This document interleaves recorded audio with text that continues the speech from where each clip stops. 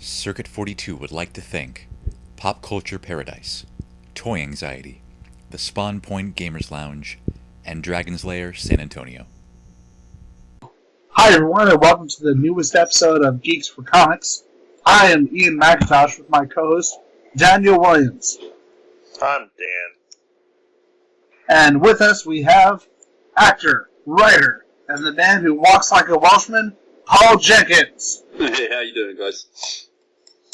Welcome to my dinner. In the Red Room? Dinner time. That's right.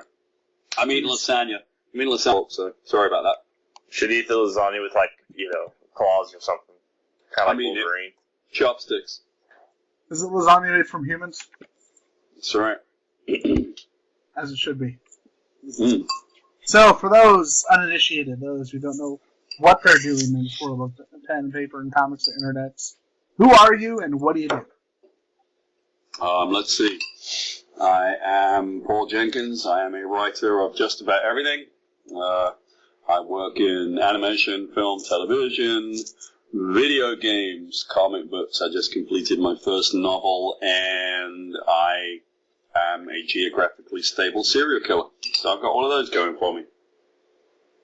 Alright, so let's go with this whole serial killer thing. How's that I working see out? somebody outside my window. What the hell is that? No, Why is there a Welshman there? don't look outside the window right now. That's nothing. Don't pay attention to that. Why is he brandishing a knife? Oh my god! Sorry about No, don't worry, it's just Mark Miller. that. Oh god. Just called Mark Miller Welsh, I believe, so you won't like that. Well, Scottish, Irish, same thing. Totally, right? That's pretty good coming from a Canadian. I'm not Canadian, now I'm sad. I'm Scottish, and Dan is apparently... Yeah, you sound very Scottish. Oh, definitely. And Dan is apparently Austrian, and or German. I'm definitely German. Call him Austrian, it'll make him happy. Okay. I'll do it. Sounds good. So what do you want to talk about, boys? Well, actually, most people almost always talk to you about your comics, I'm assuming. But you just mentioned that you just finished a novel, so why don't we go into that? Yeah, okay. I just finished my first novel for St. Martin's Press. It's called Curiosity. It's, my style is a little bit like Terry Pratchett, Douglas Adams. And it's basically a story of a guy who grows up being sort of discouraged from using his imagination, and he kind of learns how to use it. He forgets how to use it, but he relearns how to use it the day that magic comes back into his life in the form of this museum called the Museum of Curiosity. So it's kind of like a story of somebody rediscovering their childhood, and I'm excited to put it out. I don't know when it's going to be published because the publishing cycle takes forever, but I'm excited to have finished it more than anything. That's awesome. It's one of those things, the idea of being able to accomplish work in so many different fields has got to be just very cool as a creative person. Well, it's I often sort of talk to people about creativity and talent, and people say, "Oh, you're very talented," and I always kind of rail against it a little bit. Maybe I'm just becoming a curmudgeon as I'm getting older, but it's, to me, I don't think there is any such thing as talent. I think it's the application or combination of social maturity and work ethic, because as talented as I may be or whatever, as cool as that may be, you weren't awake with me at 5 o'clock in the morning 12 times in a row, and that's the thing that I like to pride myself on if I do. That is very true, actually. And that's honestly something that a lot of people first get into any field, they kind of need to have that mentality. Because by having that, you don't get that big head kind of going into whatever field you're going into. I think you get a lot of attention sometimes in this business, and it's all relative, It just depends on what kind of person you are and how you deal with it, but I always thought that I was sort of driven primarily by creativity and the satisfaction that you get from it, somewhat by money because you've got to earn a living, and then the attention stuff is just not really something that I've been prone to seek, although I'm learning from some of the best. Did the reindeer come in back there? I hear a reindeer. Sorry, that's my dog in the background. So There you go. My story was better than yours. Just a little bit. Except my dog could time travel. Oh, there you go. It's a time traveling reindeer. No, I mean, I just, I like working hard, and I love to make stuff. I just love making stuff, and thinking of ideas and being given challenges, and sort of saying to someone, "Oh, I bet you I could think of a story in 3 minutes," and then proving it, and all of that. I get such a kick out of that kind of stuff. And if it pays the bills, so much the better. Yeah. Sounds like a fun thing to do, especially say in the same vein as Douglas Adams, and I love his works. Definitely want to check out that novel. Curiosity. Is it already out, or is it about to be released? No. I don't know when it's coming out. It's going to take a while, just because it takes some time. To go through the publishing cycle, it takes a while. So, Gotcha. yeah, I'm not quite sure when it will come out, but I'm hopeful it will come out relatively soon. Now, one of the things I've noticed, like reading a lot of your comments, Spider-Man, Darkness, Hellblazer, a lot, just your work as a whole. Like, I've always noticed that you seem to be very, very character-focused. Yeah. And that's something that, like, especially with how every single comic nowadays seems to be an event comic, that's kind of missing. And I gotta say, it's very refreshing seeing that, because you don't get enough writers in the comic book field nowadays who really kind of delve into the character instead of just the overall event. Yeah, I mean, I appreciate you saying it. Thank you. And it's primarily my focus. I feel that story is everything, character is everything, and I don't understand the crossover thing, but I think it's no surprise or no coincidence that I don't really do Marvel and DC stuff anymore. I was very prominent at Marvel, especially when I was in the situation to be able to kind of come in when they're bankrupt, and sort of just be given complete creative carte blanche to do whatever I wanted. So we did so well in that. We did Inhumans and Spider-Man and so on. But the problem was, if there was success, then it was going to be a more dictated, let's do an event. And it's, to me, it sort of seemed to lead into the next event. The payoff was, let's set up the next one. And I'm not very good at that. I'm terrible at it, I kind of want to delve into the people and make sure that I can write them well and make sure that people understand them, So that's kind of where I'm coming from, It definitely shows in things like Wolverine Origin and things like when you did Hellblazer for a bit there. Yeah. Well, thank you. I mean, especially something like Inhumans or so one of my favorites. I talk about this book a lot. Is I did Captain America: Theater of War. I always thought that was my favorite book from Marvel.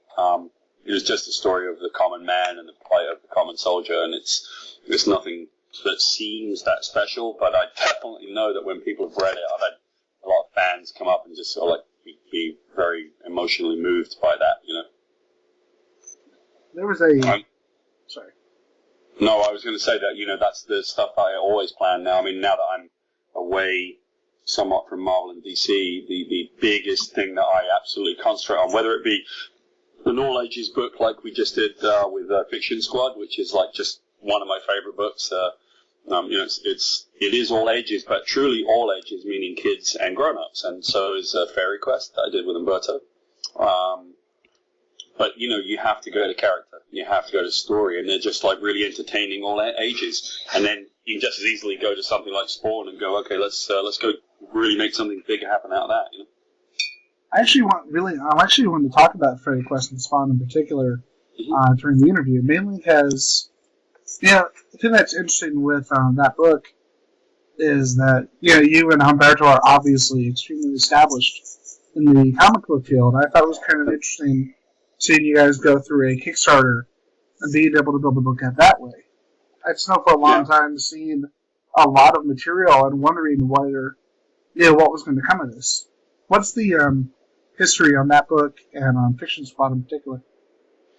Well, the history of Fairy Quest is so long and sordid, as beautiful of a book as it is.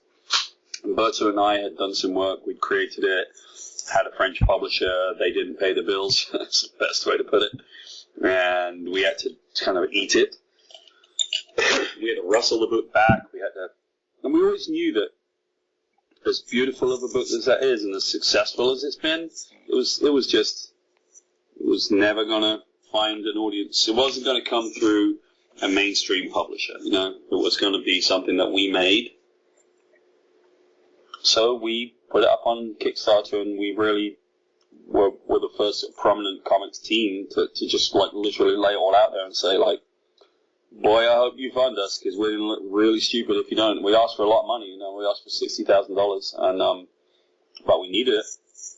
And those who sort of ever heard me talk about that particular situation, the most frustrating part was that as difficult as the fulfillment of Kickstarter normally is, ours was twice as difficult, because the people that we had come in to try and help us could not have screwed the pooch any worse. And they just killed us with double shipping stuff and saying stuff was shipped that it wasn't, and we had to get rid of them and then take it back over ourselves and then just try to clean up the mess. That was really frustrating. That was very tiring and frustrating. We did the second one. We did Fiction Squad. I got the help of, you know, Boom, with whom I publish pretty much everything that I do except for Spawn, and those guys have been really, really helpful. So regarding Spawn, like, this is just a very recent announcement. What was the how did this come across? Have you submitted something to McFarlane, or what happened there? Did he approach you? Yeah, Todd and I. It's funny, you know, I did it some time ago, you know, and I did Spawn the Undead many, many years ago with this like rogues gallery of writers where I was writing Spawn the Undead, and Bendis was doing Sam and Twitch, and Steve Niles was doing some other book for them. I can't remember which one Steve was doing, actually. So you had these like crazy people.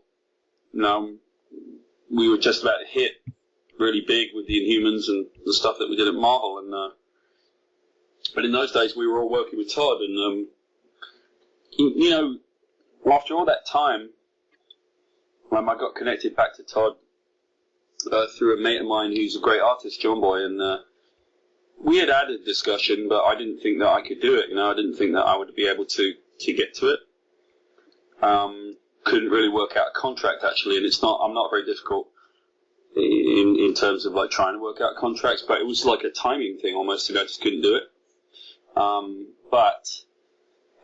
And so, you know, they had the thing going, I think, with Brian Wood, and people have asked me a lot, because obviously Brian Wood didn't pan out for whatever reason, and I don't know why. You know, it's just sort of, people have asked my opinion on that about 700 times, and I keep saying, look, you know, everybody's been actually kind of gentlemen. You know, I haven't asked them. I've not even talked to my friend John Boy, right? I barely talked to him about it. Just I'm sort of aware that it didn't work out, but it didn't matter because John and I were really excited to work together. And so when it became open, and I sort of thought, you know, I could do this actually, because I've got some really good ideas, and it would be funny to go back to Todd after all these years. It would actually be quite amusing. And Todd and I talked, and I said, why don't we make it work? And he wanted to make it work, so we did. And it's cool. I think, you know, what we had wanted to try and do in advance of when they went to Brian, I think we just went right back to. And it's great. And I've got like 2 years of stories already lined up, so it's going to be fun. Very character-based. Very character-based. Sounds awesome. Ask me difficult questions about it. Go ahead. What can you tell us about it? Well, let's see. I thought it was really funny actually. The other day, I said, like, ask me about that honking great sword that you see on the front cover of a Spawn book. That was sort of like a holdover from what Brian was doing, I think. But actually, we made it work because we kind of fitted it into the mythology that we had. And so my response was, it's really, really cool and it does crazy stuff. I can't tell you anymore. But no, in the first issue, this is not a spoiler, it's more of a teaser. You find out why God created the universe, so that's quite big, you know. And then obviously what it really kind of focuses on is a couple of things that Todd was very, very open about. I pitched him stuff that will fundamentally change the way that Spawn is written as a book and how it's made. Some major events in his life or afterlife that absolutely fundamentally change everything that Spawn has been about. No, hopefully no complete exaggeration. Like, this is like, he said, what would you do that's like completely crazy? And I said, I'd do this. And he said, yeah, that's completely crazy, but man, that's cool. And so he's been very, very supportive of it. And, to my particular experience, everything I've said, they've said yes to. I've said, I'm going to do this crazy thing. It's a major revelation that comes in that Resurrection book, the first one. 251 sets stuff up, but then in 252, there's another massive major revelation about him.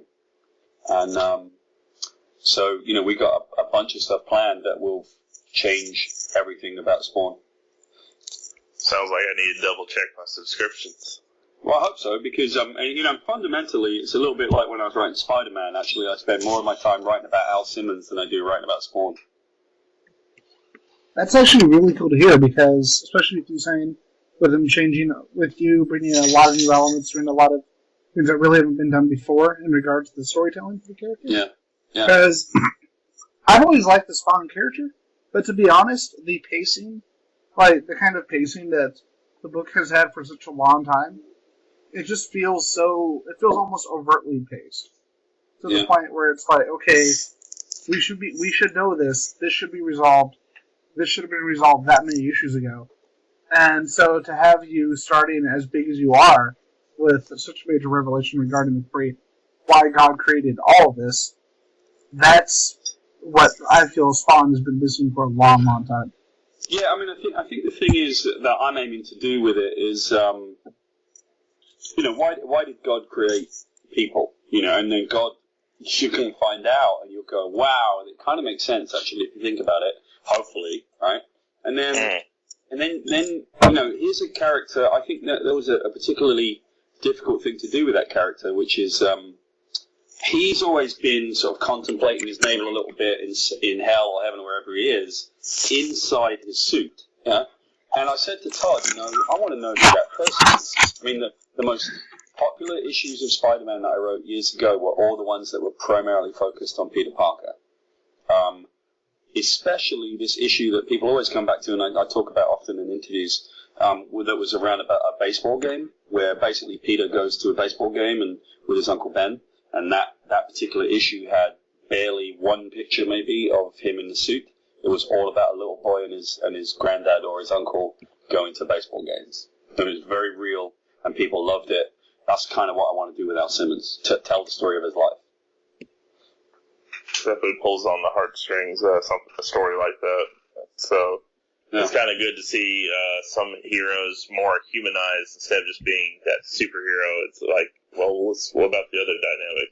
Well, sure, there's a concept, right? You don't care about the fight unless you care about the two people in the fight. Exactly. So we're trying to do that a little bit, and it's very much. I'll warn Spawn readers in advance. I will warn you in advance, but you'll thank me for it later, I promise. We are going to do the requisite of the action, and we've got some really cool action scenes and all of that.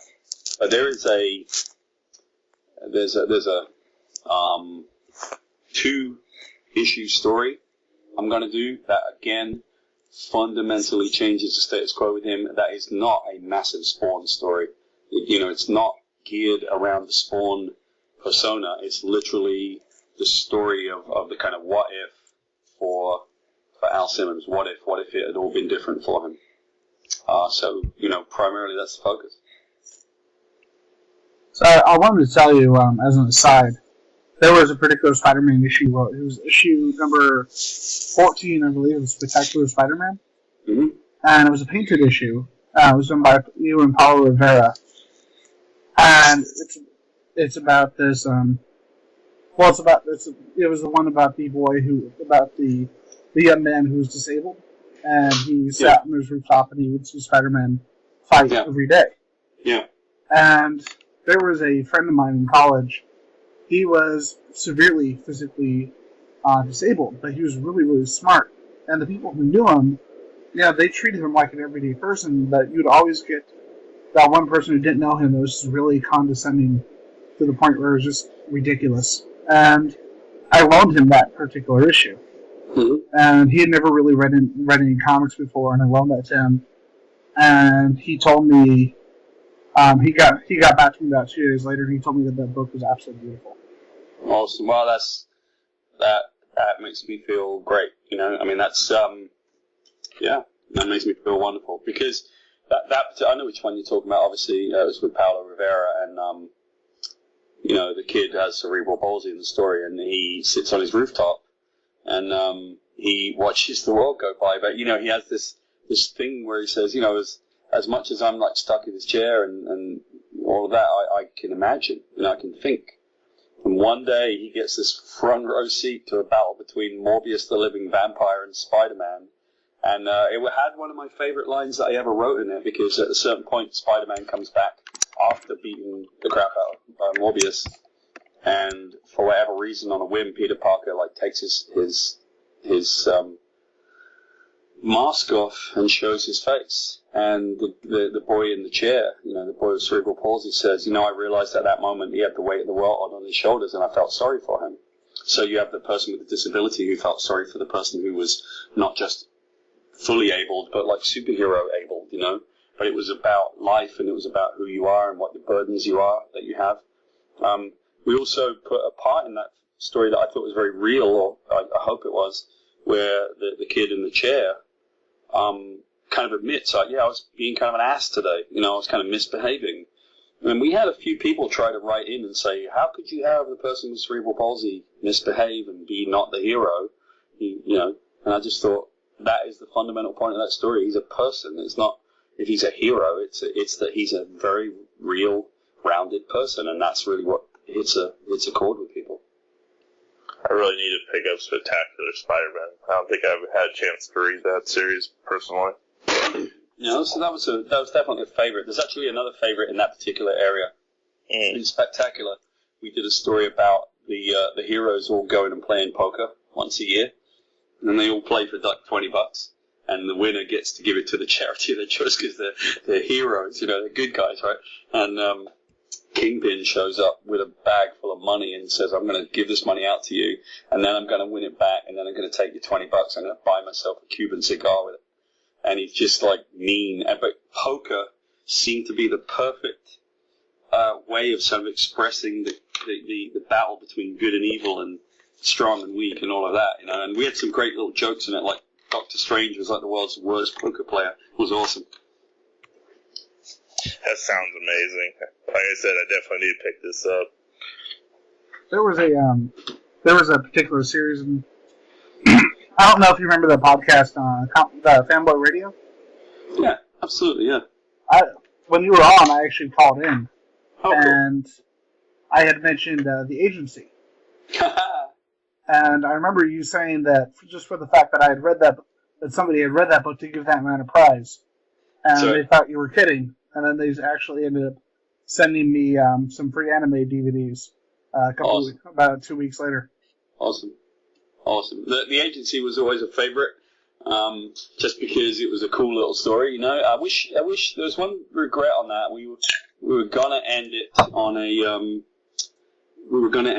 a 36-page book, but we didn't do it. We ended up on 24 because of budgetary concerns, and I wish we hadn't done that because the story didn't quite finish the way it was supposed to. But that one, and then the one that always makes me smile, it's like my favorite book of mine is always Sidekick. I don't know if you've ever seen it, but Sidekick is just a superhero sidekick that can't make any money being a sidekick, so he kind of sells the services to 4 superheroes at the same time. What could go wrong? And it just goes wrong. And that was by, I think Chris Moreno drew that with you, right? That is right. From Dracula? Yep.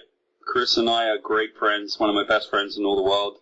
Brilliant guy, a better person than he is an artist, and he's a tremendously versatile artist.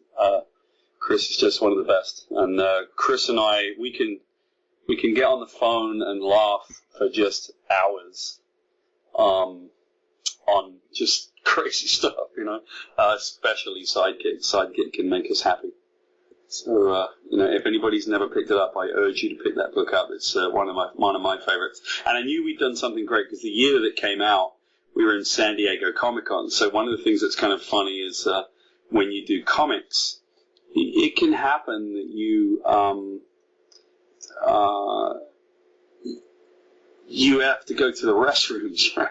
It's kind of delicate, but basically, you got to go to the bathroom at some point, and you're going to stand there. And so, like, one of my least favorite things is to be sort of standing there facing the urinal and having some dude going, "Hey, I'm pissing next to Paul Jenkins." I'm like, "Dude, eyes front, give me a minute, let me finish, and then we could have a discussion. No worries, right?"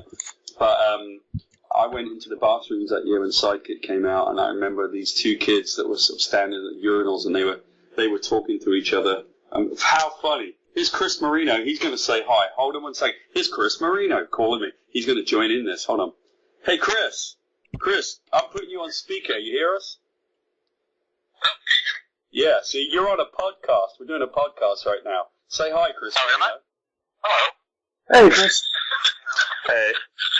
You gonna call in? Yeah, you just decided you would call into this podcast. Well played. We were just talking about sidekicks, and I sent off your Eddie Edison senses, didn't I? You did. I like Eddie Edison. I know when I'm being beckoned.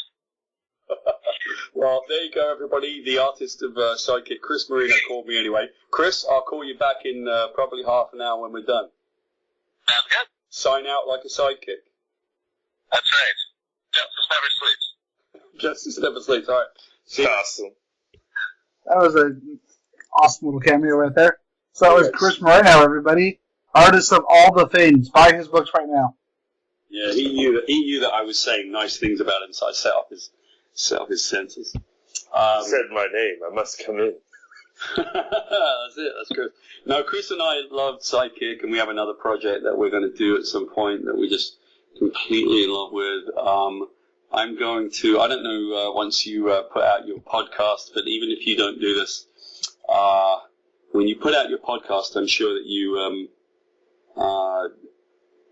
have to, maybe put some artwork up. I have no idea, but I just sent you a link to a piece of artwork from Sidekick that's never been seen before. That would be Groknar, the Violator of Sheep, the Welsh, the diabolical deviant. He's the only Welsh member of the League of Dicks. So you guys are. If you look on Skype, I've sent it to you. I just got it, actually. There you go. And it's appalling, by the way. I apologize in advance. It's horrific. That's what makes the art better. It's like those sketches you used to do at Comic-Con. That's right. Always did a good sketch. Always scare the punters, Explain the... So should I explain the beautiful sketch that Paul Jenkins would do for everyone at Con, or should I explain? Or should go ahead. Explain it. Yeah, no, go ahead. Explain. So basically, what Paul would do, if you ask for a sketch, he'll make this little angry face. Not him necessarily, although he might too. We don't know.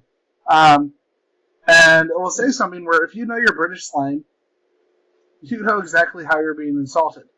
And if you don't, you'll just be confused. That's right. So he used to say bollocks, didn't he? I can't remember what mine was. I think it was something wanker. Yeah, probably wanker or bollocks. It's, those are standbys. Those are standards in the British vernacular. So, before we move on to some of the other comic book work, I want to talk about your work in video games, actually. Mm-hmm. Now, one of the big things for me, I was a big fan of the first Darkness game, and the second one as well, but the one that always stuck out to me, there were two particular scenes. The scene where Jackie ends up committing suicide, and you you see what hell is, basically, it was for him. And then there's another scene in there where you actually sit down and you watch To Kill a Mockingbird. Yeah. And when you were writing the game, how is the process for writing the game different than a movie or comic? And how do you come up with those two scenes in particular? Well, okay, so we'll go into that. That's a very important moment in my career, actually, believe it or not.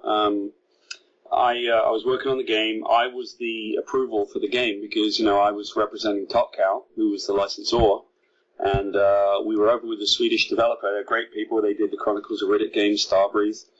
And they were going a little sideways because they were getting a bit big. And I was actually asking them, hey, I really want us to go back to character. And, why don't we design a game that's truly, yes, it's difficult, but it's a love story. Let's do it. And they really bought into it. And the idea was that we would find a way to use gameplay items such as achievements, and you would only get the achievement of this particular moment if you watched To Kill a Mockingbird with a girl. But there was a reason behind it, and it was a story-based reason only. It wasn't a gameplay reason, and that was if you spent a little time with her and you sat on the sofa and it felt very mean and sleepy, you would win the achievement if you watched that To Kill a Mockingbird with her, but you would connect to her, you'd fall in love with her. And there was a particular moment that we did with her where you play this kind of little dialogue tree, which I'm never that fond of, but this was a good one. You were given two options, and it was to lie to her or to tell her the truth. And so she would say, what have you been doing today? And if you lie to her, you just tell her that you're working for your uncle and he's upset with you. If you tell her the truth, you tell her I'm a mobster and my uncle Paul is going to kill me. And, it always comes down to this last moment where you get one option to she asks you, is there anything else you want to say? And you get the option to tell her that you love her. And you press the X button, it's the only option you get. And you don't tell her. You don't have the nerve. You just say, nah, nothing. And 20 minutes later, she's dead right in front of your eyes. They blow her brains out right in front of you. And when that happens, you are so angry and so frustrated, and you love her. She's so sweet that you go on this mission of revenge. And every time you eviscerate someone with your crazy demon tentacles, you mean it, and you hate them, and that's the point of storytelling. So we brought aspects of storytelling into game that really hadn't, fundamentally been attempted before. As far as the bit where he commits suicide, he gets very unhappy, obviously he commits suicide, goes into hell, which is the First World War trenches. Now I'm going to give you guys a little bit of a spooky story here, actually kind of a cool insight. You can see, although the listeners obviously cannot see, my little avatar right there, yes? You can see the guy standing in his uniform on the Paul Jenkins Skype. That is my great-granddad, Frederick Groves. My family lost a number of my great-grandfathers. We seem to be pretty good at getting killed in my family, and we're sort of a military family by our background. And so I had the opportunity to put my great-grandfathers into that scene, and I put them in. So one of them is William Eldridge, and as you walk across No Man's Land, in the video game, you come across these three AIs, which are my great-grandfathers.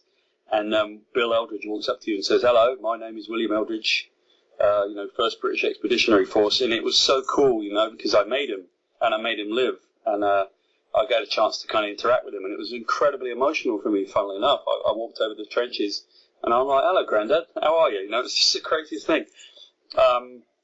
And I've seen his grave in France by going on Google Earth and walking down the side of the street and looking over, and I found the plan of the cemetery, and I saw him. Well, Freddie Groves, the guy that you can see right there, he also died. And we have these incredible artifacts that come from all three of them in the house. And Freddie is with us, we think. He visits with my two sons. He sits with them and he sits with us. And I've dreamed about him in the most intense, unbelievable dream. And if we mess up his display upstairs, he shows up again. So there you go, a little ghost story from the Jenkins family.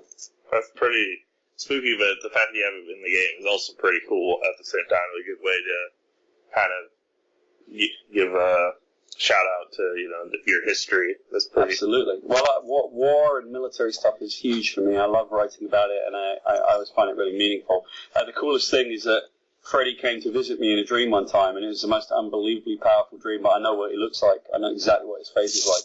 And I love the fact that he's with his great-great-grandchildren, and he visits my sons, and my wife is terrified by it. That is pretty funny. The last part more than, the other one, obviously. I think it's funny that she's terrified by it, actually.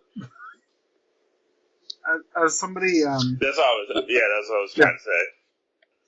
As somebody whose family also has a military background, my dad was in the Army for about 30 years. My grandfather was in the Air Force before that. That's definitely something that's appreciated. I remember. I love writing about it. I think it's. I was in San Diego Comic Con a couple of years ago, and Billy Tucci was there. And if you've met Tucci at all, you know that, retired military, extremely supportive as well of the military, like yourself. And my dad, I don't think he realized how tough it was to get Comic-Con tickets. Yeah, especially nowadays, it's even harder because of all the hoops that they make you jump through. And he had tickets for the entire week. And he was going around San Diego doing stuff. And Billy Tucci told me, I want to meet your dad. I want to thank him. And I kept telling my dad, come to Comic-Con today. Billy, one of the creators wants to meet you. And he keeps telling me, oh, he's just being nice. And Sunday he comes and he realizes how insane this convention actually is, how much stuff there is, how big an event it is. And we find Billy's table, and a member of Billy's family points myself and my dad out to him, and he immediately leaves this line of about 10, 15 people and goes over and shakes my dad's hand and tells him just how much he appreciated what he's done with his life and what he's done to help his country. Yeah, no, I know Billy very well, and that's Billy right there. In fact, I would have done the same. I feel very connected to that, and obviously when I write about the military, it's meaningful, and I respect your dad. Awesome. Thank you very much. Two big stories that I wanted to ask you about from your time with Marvel. The Invincible, I can't talk today. Yes, clearly you wrote Invincible. Wait, no, that's Robert Kirkman. Let it be known now that Robert Kirkman, creator of The Walking Dead, has actually been ghostwritten for a long, long time by Paul Jenkins. And then Circuit 42 got sued. Yeah. No. And what I was going to ask about was actually your work on the Inhumans, especially your work on the Sentry. Yeah. Because a lot of new readers may not know about the kind of the controversy that led up to the creation of the Sentry, and with Inhumans, just how much of an emotional book that was, especially for the time it came out during the 90s. Yeah. Well, Inhumans is some part of my response to that isn't as popular as it won't be as popular as you would like it to be. I used to be Alan Moore's editor a long time ago, so I'm very lucky. I've had Neil Gaiman, Alan Moore, Dave McKean.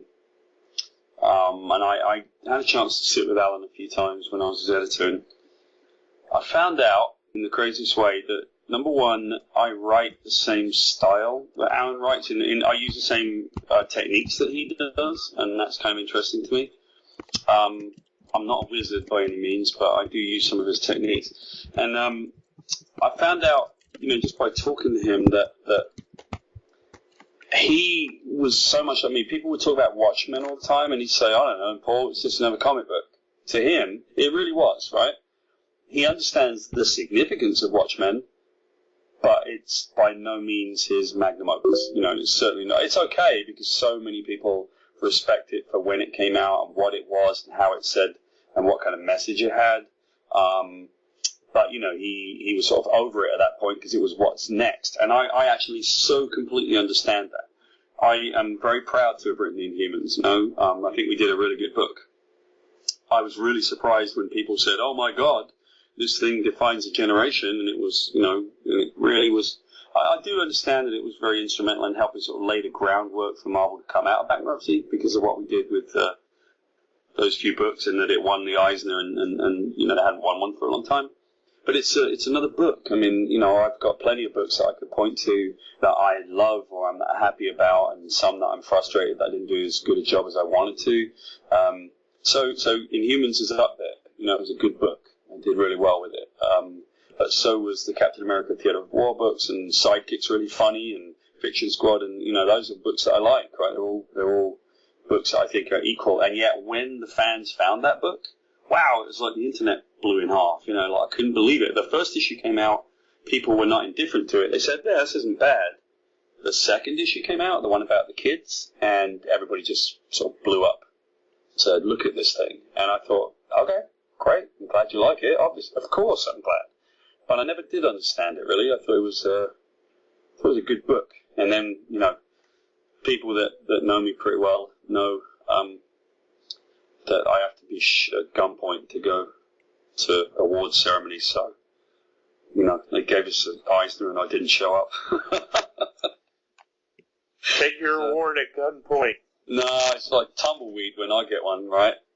Win an award and they go like, "Yeah, he's not coming," and someone goes up and gets it for me. Because I don't really like award ceremonies, but so yeah, we did well with that book, and the Sentry was a culmination. I had pitched the Sentry to Marvel and DC for years, and they had said no. And then we had success. We won the Eisner with Marvel, and with the Inhumans, and so they said you can do whatever character you want to, and I said I want to do the Sentry. So they got really upset about it, but it's all good. It worked out pretty well in the end. Alright, sorry about that. What I really wanted to talk about for a bit, because I've been going back and reading the volumes that have been coming out on every 2-month basis, is Constantine. Yeah. Specifically your run of Constantine, and just when you were writing that, what was your overall goal and just impressions of the character at the time? Well, it's a crazy, funny situation for me because I had been an editor for so long and I hadn't really been a writer in any way. You know, I'd sort of done one Ninja Turtle comic for Mirage, and I wanted to write, and I'd been pitching the Sentry, right? So I couldn't get the Sentry off the ground, and you know, I just thought that I could break into comics, and I had been Alan's editor, like I said, Neil's, and I sort of thought I can do this, and I feel like I could do a really good job. I went to This is how not to break into comics, right? I went to San Diego Comic-Con, and I met the editor of Hellblazer, and I said, you know, I would really like to try and write your book. And they said, "What have you written?" And I said, "Well, I've actually never written anything." And they gave me the job. So it's pretty crazy, pretty nuts. And I get on this book, and I'm now given carte blanche, and I'm just an absolutely unknown writer. No one has ever heard of me, ever. Never written anything. They got nothing to even check out in the independent comics. I'm literally started my first job, and it's bloody Hellblazer, you know. and it's very prestigious in the creative community to do that. You know, everybody wants to have done Hellblazer. I really believe it. That's the character, you know, that people really, I think, in terms of writing, really would like to have a go at. Yeah. So I go off and I start doing it, and they leave him in Australia for me, and they sort of say, you know, those first 2 issues, you know, he's in Australia, can you get him out? And I didn't expect that, right, because as a working writer, I wasn't a working writer, and so I was about to go, what am I supposed to do? But I wrote these issues, and I got him out, and then I wrote the first issue that I wanted, which was called Riding the Green Lanes. And Riding the Green Lanes was a single-issue story, which is what I felt I eventually excelled at.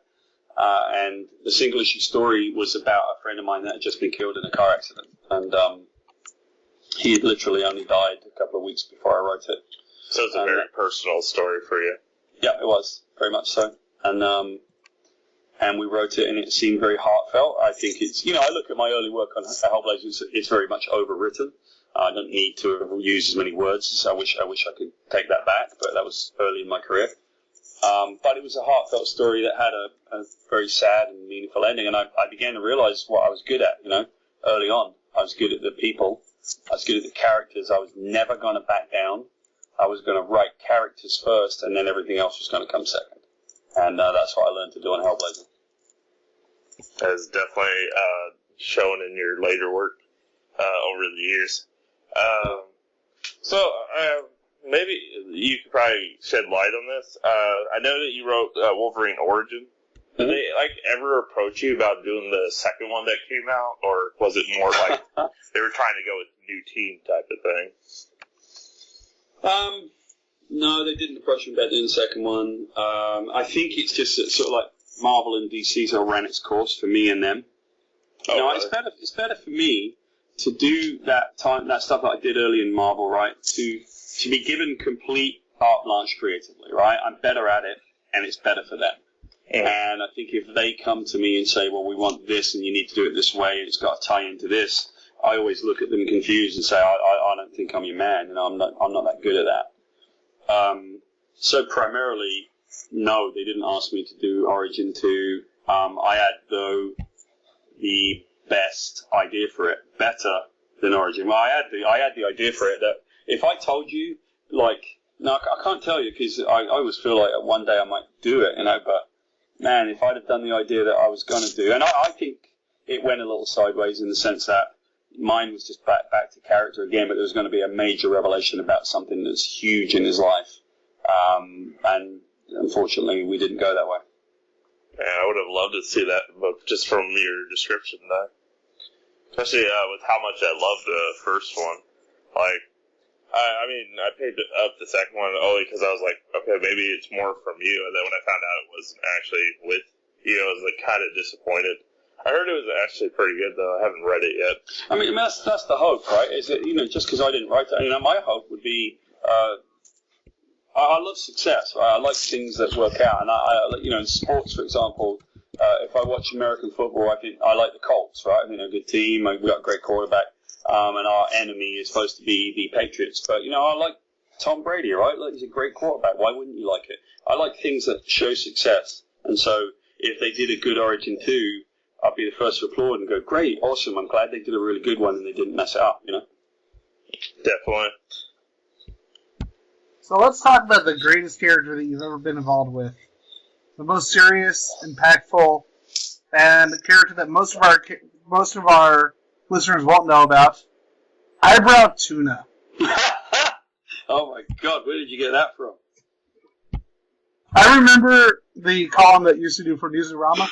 Yep. And two things that always stuck with me. The story about the Hustler store. Yes. And the story of Eyebrow Tuna. Yeah, Flogging a Dead Horse, for those of you listeners who don't know, it's been way too long since I did it, and I would love to do it again, I really would. I started doing it with Comic Book Resources, but the problem that I had, and this is no fault of theirs, and I think no fault of mine, I felt that it scrolled away too quickly, and therefore I needed it to be in a place so that people could read them and see them all the time. I wanted it to be like in a little corner of the site, not because I was going to dictate to those guys what they should do, because, Jonah runs a great site, right? It's primarily like a news site that doesn't really have a place for that, just put Flogging a Dead Horse in this place, So I felt that I was missing my audience because it would just scroll down as if it was news, but it wasn't. It was, flogging, and the audience couldn't find it, But Flogging a Dead Horse was so funny. I remember doing Origin of Wolverine and having these massive auditoriums of people just flipping out and hanging on every word that I said.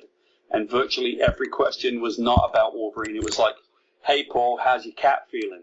Tell us about your night perfect. Literally everybody wanted to talk about Flogging a Dead Horse, which used to crack me up. It was the story of my life. It was all autobiographical. The Eyebrow Tuna was one of them, yeah. And the other one was, which was the other one that you liked? The Hustler story. Oh, yeah. Yeah, my poor mate Rob, who's afraid of pornography, but he wanted to get a sexy item for his girlfriend, so I dragged him into the Hustler store on Sunset, and he just, it was the most mortifying experience of his life. It was awesome.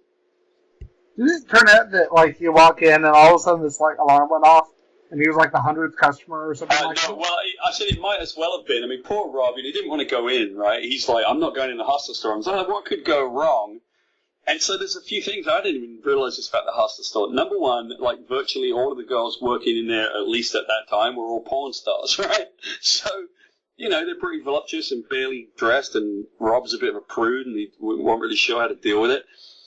It wasn't that alarms did go off. I sort of said, they may as well have gone off because everything that could have gone wrong for him went wrong. He didn't want anybody to see him in there, and he didn't want to be seen in there, and I had to drag him in. And, of course, everybody's, like, at the moment the girl found out, that he was nervous about it, she just wouldn't leave him alone. She was climbing all over him and just trying to mess with him.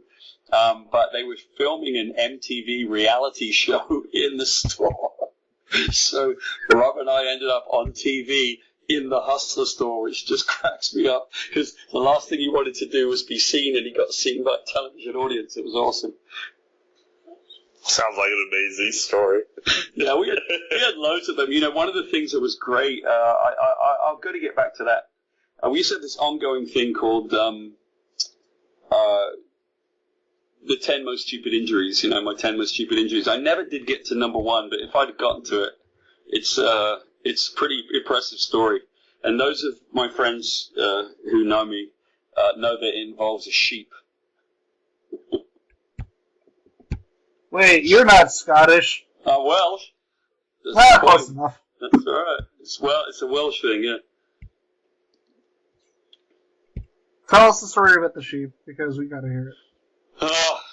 Okay. So when I was a kid, I was at school, and it's like a military-style school, and I had to go in the cadets, right? And in the cadets, you're in Britain, the drinking age is younger, and so we could drink, and no one cares, because you're not illegal at that point, and we were sort of running around with these berets on, and we did this. We did the combined cadet force, and we did this. I did the Air Force, right? So I'm in the Air Force Reserve thing, and we are taken out to this thing called bug trotting, right? And so the way that it worked is they sort of take you out and they say, hey, you have to basically find out where you are, work out where you are geographically, make your way back to this point, and if you get back, you got to sleep all night there, and then we go for this trek across the South Downs, right? And the flight sergeant had basically dropped us off in this marsh, and the first thing that we did was yell for each other and say, "Hey, where are you?" And then we found each other, and then we all found the nearest pub, right? So we see the light in the sky, go to the nearest pub, and you've hid money inside the inside lining of your beret, and you go over there and you spend the money, and you get drunk. So you walk in there, and the first person that you see is the flight sergeant having a pint, right? So we caught him, but he caught us coming in the pub, and so we sort of went, all right, and he's like, yeah, you guys are idiots, but I guess he caught me, well, let's all drink. So in Britain, they always play this stupid game called I Drink to the Health of General Chunder. And the way you play it is just basically the last person to throw up is the one that wins all the money. It's absolutely ridiculous. And sounds like, yeah, it's stupid. But the same two guys always win, and they're just, and I, like, the moment I think someone's going to throw up, I'm throwing up, right? So everyone goes outside, throws up. These two idiots win. Everybody's so drunk. You go back, and the flight sergeant says, well, I'm taking you, I'm taking you back to the camp. We get back to the camp. He wakes us up literally an hour after we went to sleep, and he's completely sober. It's like no human being could do this. And so you got to walk across the South Downs with these big packs on your back, and we couldn't do it because we were just so drunk and miserable and hungover, and people were still sick. And he just said, I can't do this anymore. You guys are idiots. Like, this will teach you. Like, you're supposed to do this. And, it was terrible, right? So we go walking up the South Downs, and somebody's throwing a frisbee around for whatever reason, I don't know. And it catches an air current and goes over a stone wall. So I said, I'll get it. And I ran towards it with a big pack on my back, and I didn't quite clear the wall, and I hit the wall with my foot. Came down on my hands and knees and put my arms right through the middle of a dead sheep. Oh. So this gets worse, because I screamed as I put my arm through the middle of this dead sheep, and the spooger from the sheep came up into my mouth, which was the most revolting, and I can still taste it to this day, because it tasted like metal, tasted like copper or something. And I stood up, and it was just horrible, and I just went, ugh, and just threw up immediately, because it was so disgusting. And then everybody that saw me said, oh, God, and they all started throwing up. It was just this hellish thing. And the flight sergeant said, oh, it's a creature from the Black Lagoon. He made me march 50 yards behind everybody else, and I stunk to high heaven the whole day. So it was a mental injury more than anything. But, yes, I put my arms through the middle of a dead sheep. Somewhere a Scottish man's laughing at you. Well, the British know that if you're of Welsh descent, as I am with the last name Jenkins, you're primarily going to be attracted to sheep. So, I gotta say, like, that was amazing, and I'm glad that the sheep and you have made up since. Yeah. But, when the whole time you're telling the story, especially when everyone starts vomiting, my brain immediately went towards the Goonies. Yes. When he's telling, like, when they're interrogating Chunk, and he tells the story of the movie theater. And he starts throwing up on everyone. He starts throwing up. Then everyone's throwing up on each other. And that's when my mind immediately went to the Goonies and Chunk talking about the movie theater. No, you're absolutely right. If you noticed, by the way, you saw that I sent you again. Your listeners can't hear this, but I sent you a TIFF image. There's Groknar, the sheep. That's the Welsh guy. So you can understand that sheep are very important to my family and I. Definitely after that story. So with the story of you and the sheep and the vomit, we have to bring the show to a close, unfortunately. Perfect timing. Yep. Thank you for coming on the show, Paul. Where can they find you on this wonderful, wonderful place called the internet? People can find me. They can like my Facebook page. That would be cool. Sure, they'll find it if they search me. People can find me at my Paul Jenkins on Twitter. I just started really doing Twitter because I used to ignore it, and occasionally post something that I thought was funny, but usually at 4 o'clock in the morning. Nobody watches it. So I just started sort of agreeing with Todd McFarlane that I'd get a bit more into shape on that. And Todd's brilliant at it. So at my Paul Jenkins, follow me on Twitter at my Paul Jenkins. Do the following, people. Do all of the following. And thank you guys for listening tonight. Thank you, Paul, for coming on. Thank you, Dan, for waking up for this episode. I'm tired. And remember, keep reading comic books, especially Paul's, or he'll take your sheep. Comics.